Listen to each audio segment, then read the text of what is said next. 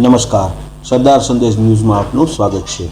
સિહોર શહેરમાં આવતીકાલ તારીખ 7/7/24 રવિવારના રોજ નીકળનારી ભગવાન શ્રી જગન્નાથજીની રથયાત્રા શાંતિપૂર્ણ સંપન્ન થાય તે હેતુથી સિહોર પોલીસ એક્શન મોડમાં આજરોજ રથયાત્રાના રૂટ પર ફ્લેગ માર્ચ યોજી હતી, જેમાં સિહોર પીઆઈ સાહેબ સાથે ડી સ્ટાફ તેમજ હોમગાર્ડ જવાનો તેમજ જીઆરડી જવાનો સાથેનો કાફલો જોડાયો હતો।